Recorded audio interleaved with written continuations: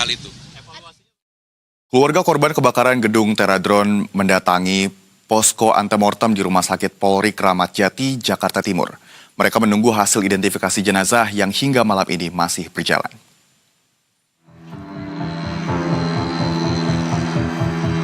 Prasetyo mendatangi Rumah Sakit Polri Kramat Jati, Jakarta Timur Selasa sore.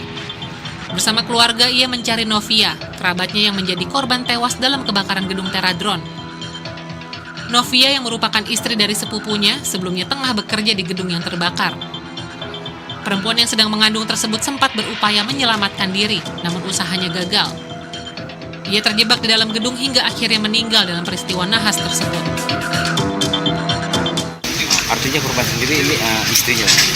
Apa Iya, suaminya? istrinya. Ini suaminya. Ini suaminya yang Istrinya meninggal dunia. Jadi korban ya. Ibu hamil. Ibu hamil itu ya? Oh.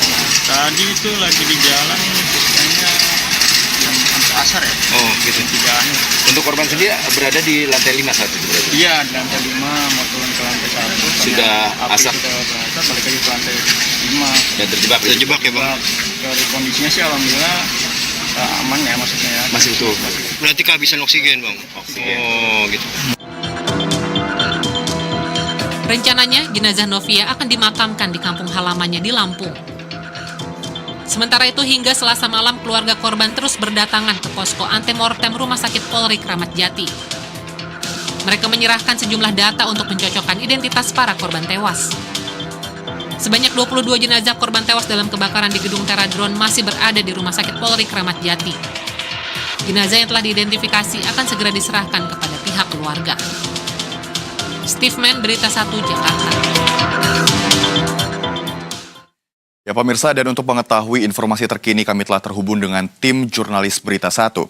Ada Hidayat Azriel di TKP Gedung Teradron, Jakarta Pusat, dan juga ada Juan Guardiola dan juru kamera Eko Miadi di Rumah Sakit Polri Kramat Jati, Jakarta Timur. Selamat malam rekan-rekan, kita ke TKP terlebih dahulu, ada rekan Hidayat Azriel. Hidayat, bisa Anda jelaskan bagaimana situasi di TKP pada saat ini dan apakah korban jiwa sudah ditemukan semua? Ya, baik. Selamat malam Rama dan juga pemirsa Berita 1.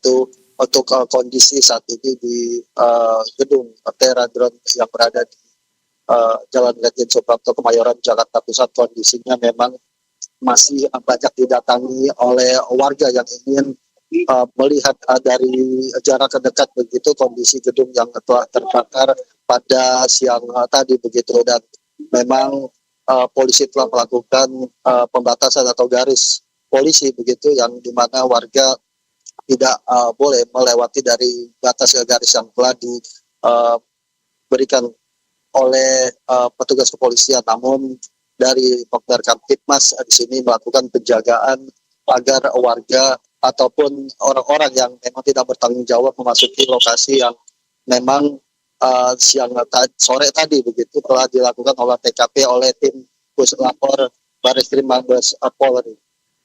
Demikian Rama. Baik, Hidayat, apakah ada dugaan unsur kelalaian dalam hal keamanan di gedung TKP tempat Anda melaporkan saat ini? Ya, baik Rama.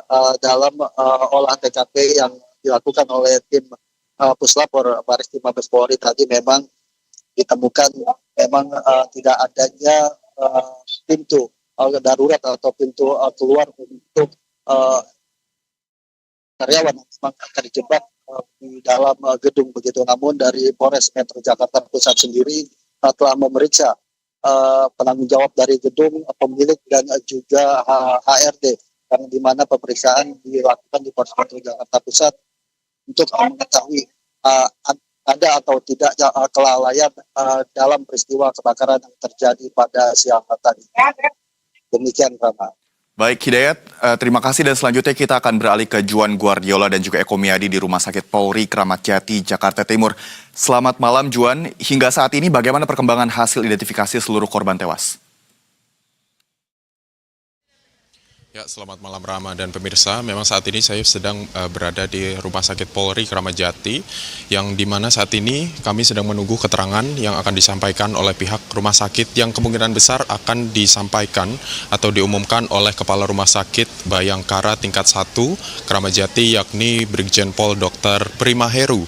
Dan kami juga melihat di sini sudah ada Karo Dokes Pusdokes Polri Brigjen Sumi Hastri Purwanti, yang kemungkinan ini juga ikut menangani dalam proses identifikasi dan pemeriksaan dari korban kebakaran di Gedung Tera Drone yang berlokasi di Kemayoran, Jakarta Pusat. Dan memang berdasarkan informasi terakhir yang kami terima pada sore tadi, Rumah Sakit Polri Kramat Jati ini telah menerima setotal 22 kantong jenazah dari korban kebakaran di Gedung Tera Drone.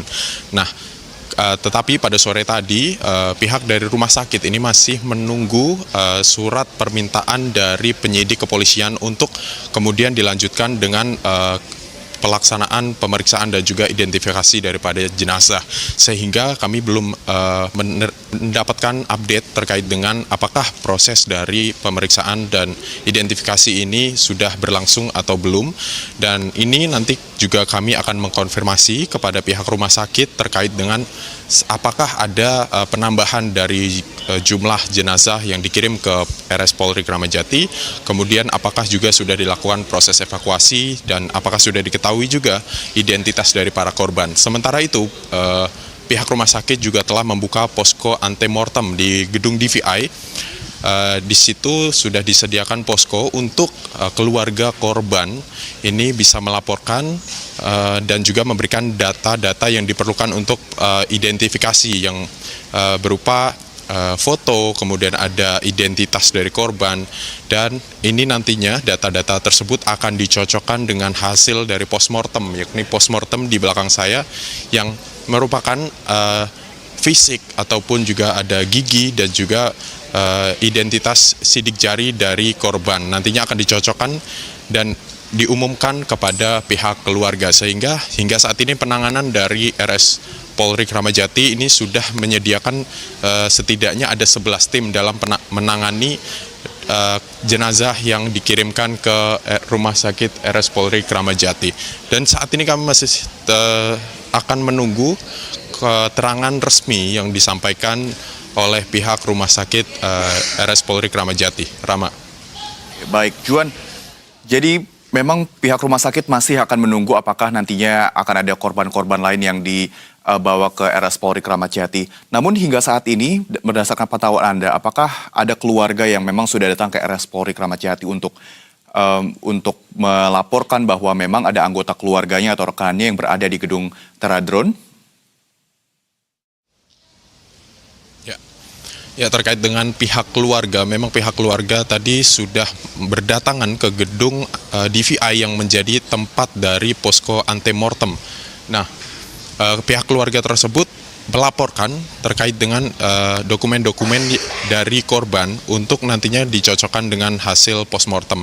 Sekurang-kurangnya tadi sudah ada 4 keluarga yang melaporkan terkait dengan kejadian ini, dan nantinya mereka akan diumumkan setelah hasil postmortem ini keluar atau hasil identifikasi dan pemeriksaan jenazah ini keluar. Sementara kami juga tadi melihat bahwa ada korban tentunya dengan suasana yang haru karena ditinggalkan oleh korban, dan dalam salah satu keluarga tersebut bersaksi bahwa korban, yakni istrinya ini sedang hamil, dalam kondisi hamil.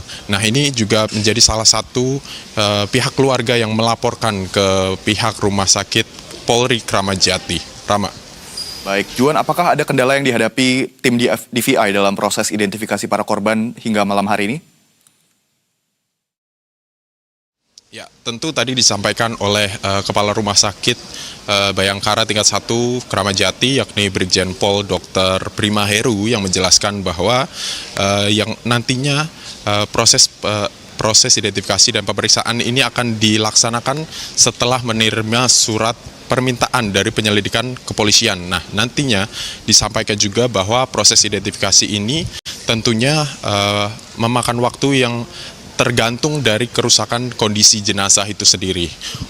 Untuk itu nanti tim forensik akan melakukan pemeriksaan dan terkait dengan waktunya memang tergantung dengan kondisi jenazah itu sendiri. Itu yang disampaikan, keterangan yang disampaikan oleh Brigjen Pol Dr. Prima Heru selaku Kepala Rumah Sakit Bayangkara tingkat 1 Kramat Jati Polri. Rama. Baik, terima kasih. Itu dia pemirsa laporan dari tim jurnalis Berita 1, ada Juan Guardiola dan juga juru kamera Eko Miadi yang melaporkan dari Rumah Sakit Polri Kramat Jati, Jakarta Timur, dan sebelumnya ada Hidayat Azriel yang melaporkan